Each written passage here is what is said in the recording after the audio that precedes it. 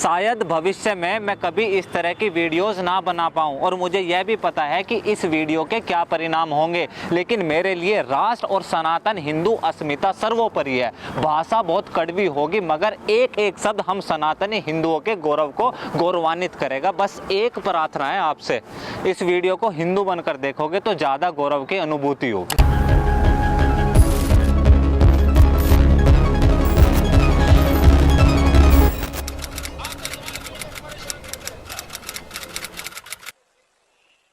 आप दुनिया का कोई भी सर्वे उठाकर देख लो, दुनिया के लोग भारत को केवल दो चीजों से जानते हैं, एक महात्मा गांधी और दूसरा ताजमहल। अक्टूबर 2017 एनडीटीवी के को-फाउंडर प्रणॉय रॉय के शब्द थे ये। ठीक 2 साल बाद अक्टूबर 2019 चीन के राष्ट्रपति भारत दौरे पर आए। नरेंद्र मोदी शी जिनपिंग को किसी आलीशान गेस्ट हाउस या हाईटेक जगह नहीं मिले, वो शी जिनपिंग को लेकर गए तमिलनाडु के महाबलीपुरम मंदिरों में। 2 साल बाद भारत सरकार मिनिस्ट्री ऑफ टूरिज्म 2021-22 की अपनी एनुअल रिपोर्ट पब्लिश करती है। डियर प्रणॉय रॉय इंटेलेक्चुअल्स और pseudo secular, gone are the days, गए वो दिन जब भारत की पहचान ताजमहल होया करती थी। आज फॉरेन टूरिस्ट की उनकी पसंदीदा डेस्टिनेशन तमिलनाडु की वही जगह जहां नरेंद्र मोदी और जिनपिंग मिले थे, महाबलीपुरम बन गई है। अब ये ताजमहल मकबरे से महाबलीपुरम मंदिर, भारत की ये सनातन पहचान कैसे मजबूत हुई, इससे पहले हम हिंदुओं के दिमाग में ये ताजमहल एक अजूबा कैसे बना। देखो, ताजमहल एक मकबरा है जिसके अंदर 2 कब्र है, शाहजहां और मुमताज महल की। शाहजहां ने मुमताज के मरने के बाद उसकी याद में यह आलीशान मकबरा बनवाया, ऐसा हमें किताबों में पढ़ाया गया है। अब भारत में मकबरे तो सैकड़ों हैं, तो फिर केवल ताजमहल ही क्यों? ऐसा बिल्कुल भी जरूरी नहीं है कि अगर किसी का शरीर आजाद हो तो उसका दिमाग गुलाम नहीं होगा। अंग्रेजी भाषा,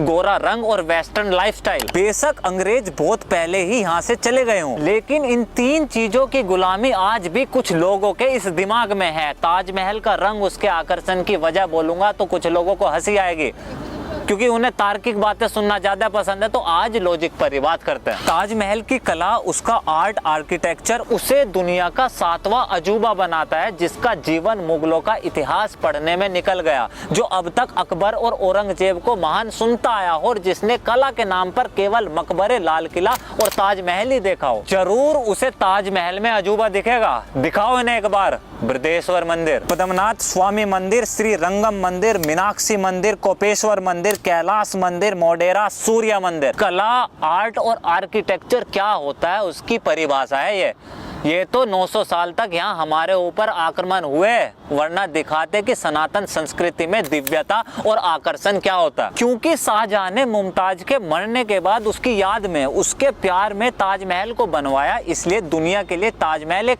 अलौकिक प्यार का प्रतीक है। जिन्हें 15-20 बच्चे पैदा करना कोई समस्या नहीं है, जो महिलाओं को केवल एक बच्चा पैदा करने की मशीन समझता हो, उन्हें जरूर ताजमहल के कण कण से प्यार टपकता हुआ नजर आएगा। मात्र 18 साल की शादी में 14 बच्चे हुए थे मुमताज को, लगभग एक बच्चा हर साल। मात्र 38 साल की थी वो जब अपने 14वें बच्चे को जन्म देते समय मुमताज की मौत हो गई, और इन्हें बेइंतहा प्यार दिखता है इसमें। ये मुगलाई ख्वाबों से बाहर आओ और जाकर आओ एक बार केदारनाथ, काशी, अयोध्या, मदुरई, रामेश्वरम, वृंदावन। कोई एक बिल्डिंग नहीं बल्कि पूरा का पूरा नगर मधु, रश्मिता और प्रेम की निशानी, उसकी परिभाषा और प्रतीक है।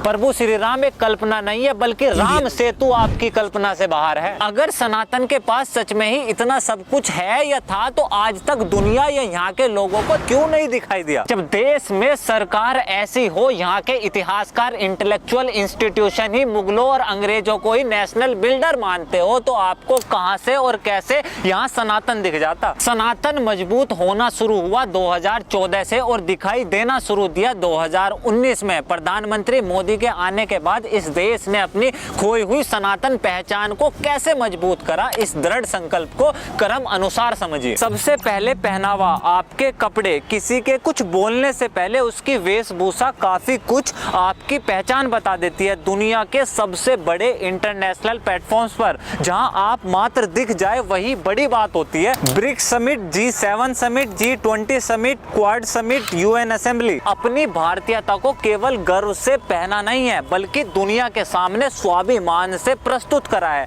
और ये कोई एक दो बड़ी इवेंट में केवल दिखाने के लिए नहीं करा। नरेंद्र मोदी 2014 से लेकर 2022 तक 66 विदेशी दौरे करे, जिनमें 7 बार अमेरिका, 6 बार फ्रांस, जर्मनी, जापान, 5 बार चाइना और रशिया। हर बार विदेश में जाकर अपनी संस्कृति, अपने पहनावे को प्राथमिकता दी है, जिससे दुनिया हमारी इंडिविजुअलिटी को पहचान सके। दूसरा, भाषा। आप क्या उम्मीद करते हैं कि जब दुनिया आपकी बातें सुने या आप दुनिया को अपनी बातें सुनाना चाहे तो आप किस भाषा का प्रयोग करेंगे? अगर आज भारत में किसी को अच्छी इंग्लिश ना आए तो उसे एक छोटी से छोटी कॉर्पोरेट जॉब के लिए योग्य नहीं समझते। यहाँ भारत का प्रधानमंत्री इंग्लिश आने के बावजूद, अच्छी इंग्लिश आने के बावजूद, बड़े से बड़े अंतर्राष्ट्रीय मंच पर अंग्रेजों के बीच अपनी भाषा हिंदी या दूसरी भारतीय भाषा में गर्व से बोलता है और दुनिया सुनती है। इसे कहते हैं अपनी भारतीय पहचान को मजबूत करना। तीसरा, आस्था। जब देश का प्रधानमंत्री विदेश दौरे पर हो और अपने इतने बिजी स्केड्यूल के बाद भी आप स्पेशली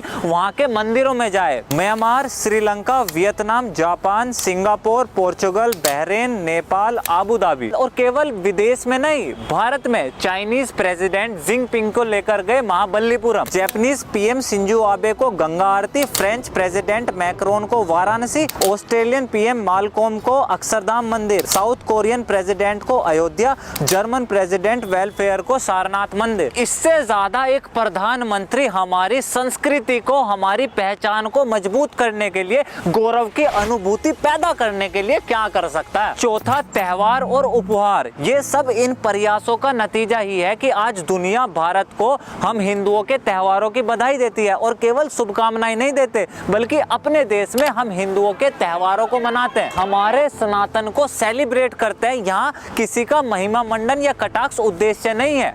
लेकिन 2014 से पहले भारत सरकार के पास दुनिया के लिए क्या उपहार थे? वो मिनिएचर जो मुगल प्रिंट से बना हो, लाहौर किले की ऑयल से बनी पेंटिंग जो तस्वीर जहांगीर ने प्रिंस खुर्रम को दी थी, वो भारत सरकार हिलरी क्लिंटन को दे रही थी। ये थी हमारी पहचान दुनिया के लिए। और आज का भारत दुनिया को क्या उपहार दे रहा? श्रीमद् भगवत गीता, गुरु ग्रंथ साहिब, वाल्मीकि रामायण, गुरु गोविंद सिंह जी की पेंटिंग, राम दरबार। इससे ज्यादा और क्या ही उम्मीद कर सकते हैं अपनी सनातन अस्मिता को और ज्यादा गौरवपूर्ण करने के लिए? पांचवा और आखिरी, धार्मिक स्थलों का उत्थान और पुनर्निर्माण। हम सनातनी हिंदू आज तक अपनी अयोध्या को फैजाबाद नाम से जी रहे थे, लेकिन जब प्रधानमंत्री ने उसी भूमि पर सनातन संस्कृति अनुसार भव्य राम मंदिर निर्माण का भूमि पूजन करा, तब जाकर दुनिया को हमारी अयोध्या में दिव्यता का पता चला। सोमनाथ पता नहीं कितनी बार लूटा तोड़ा और फिर बना, आज उसका ऐसा सौंदर्यकरण हुआ है जिसे देखने मात्र से हर कोई विस्मयभूत हो जाए। बाबा केदारनाथ, जिनके दर्शन को जाना ही अपनी जान को जोखिम में डालना था, और 2013 की बाढ़ के बाद तो वह जगह लगभग तबाह हो चुकी थी। आज 4 लाख लोग हर महीने बाबा के दर्शन को जाते हैं। ऐसा रीडेवलपमेंट हुआ है, ऐसा दृश्य, वो नजारा, मानो बाबा केदारनाथ की यह जगह ही धरती पर स्वर्ग हो। और अभी हाल ही में काशी विश्वनाथ कॉरिडोर और उज्जैन महाकाल कॉरिडोर। आप विश्वास करें, आधुनिक इतिहास में आजादी के बाद इस भारत में सनातन उत्थान, हमारी भारतीय पहचान का इससे जबरदस्त समय अभी तक नहीं आया। कल जो हमारा सब कुछ लूटा टूटा वो आज हमारा इतिहास है, और जो आज जो कुछ भी हम निर्माण करेंगे वो आने वाली पीढ़ी के लिए उनका गौरवपूर्ण इतिहास होगा। नहीं तो हमारे पिता और दादा मुगलों और अंग्रेजों का महिमा मंडन पढ़ते हुए मर गए, हमें भी वही महिमा मंडन पढ़ाया गया, और आने वाली पीढ़ी भी किसी मकबरे ताजमहल को प्यार की निशानी पड़ेगी। स्टैचू ऑफ यूनिटी, आदि शंकराचार्य स्टैचू, हनुमान जी की प्रतिमा, नई पार्लियामेंट बिल्डिंग, नया राष्ट्रीय चिन्ह, नेताजी की प्रतिमा, स्टैचू ऑफ इक्वलिटी, राम मंदिर निर्माण, 4 धाम यात्रा और जगहों का नाम बदलना, यह बकवास या पैसों की बर्बादी नहीं है। यह आज का भारत अपने भविष्य में होने वाले गौरवपूर्ण सनातन इतिहास को लिख रहा है, और यह दायित्व किसी एक खास विशेष आदमी की जिम्मेवारी नहीं है। यह इतिहास हर एक सनातनी हिंदू की आहुति मांगता है। अब समय मात्र खून से नहीं, व्यवहार से सनातनी बनने का है।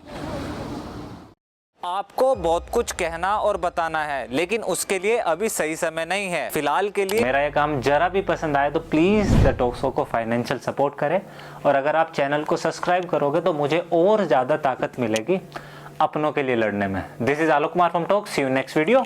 जय